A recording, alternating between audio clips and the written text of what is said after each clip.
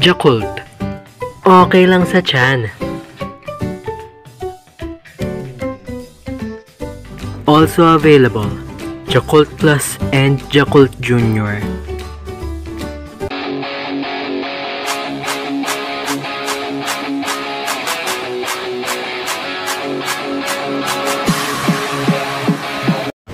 Good day guys, and welcome back to my channel.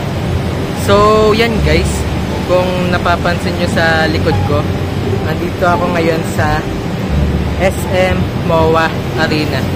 So yan guys, sa video na to, aalamin natin kung pwede bang manood ng December Avenue kahit August pa lang. At sa video na to, ang kailangan lang natin ay ticket ng December Avenue para makanood sa MOA Arena.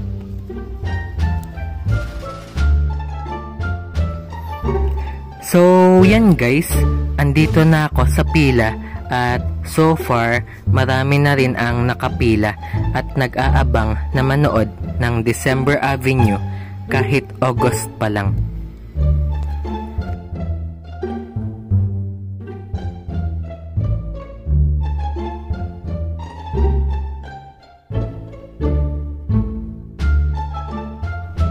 So yan guys, andito na ako sa loob ng MOA Arena at nagpalit na rin ako ng damit at bumili na rin ng tubig at saka pagkain bago mag-start yung concert ng December Avenue. So yan guys, dito pala ako sa GenAd manonood ng December Avenue para low-key lang at saka para hindi halata na manonood si Jurax ng December Avenue kahit August pa lang. So yan guys, andito na ako sa loob mismo ng MOA Arena at ilang seconds na lang at aalamin na natin kung pwede bang manood ng December Avenue kahit August pa lang. So yan guys, nag-start na ang concert pero so far kami kasi pa lang ang kumakanta.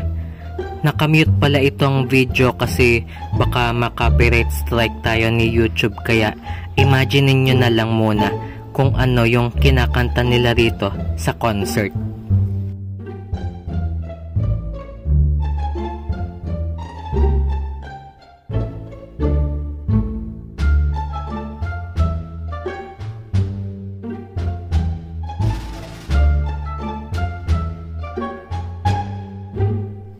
So yan guys, andito na ang December Avenue at aalamin na natin kung pwede bang manood ng December Avenue kahit August pa lang.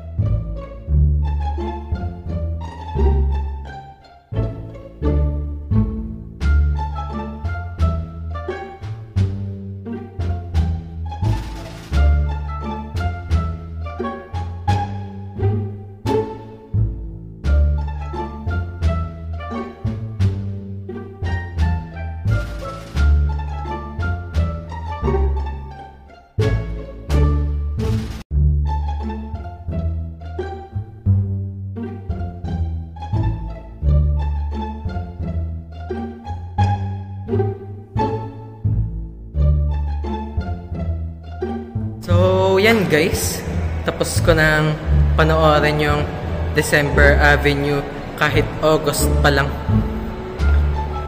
So yan guys, sa video na to nalaman natin na pwede pala talaga manood ng December Avenue kahit August pa lang. So yan guys, medyo maingay dun sa labas kaya dito na lang muna ako mag-vlog. So far, wala naman sumita sa amin habang nanonood ng December Avenue kahit August pa lang. Kaya feeling ko ay pwede naman pala talaga manood ng December Avenue kahit hindi pa buwan ng December. So, yan guys. May isang tanong na naman tayong nasagot sa video na to. At sa susunod na video naman, aalamin natin kung anong course pa talaga graduate ang graduated cylinder. So, yun lang. Thank you guys for watching.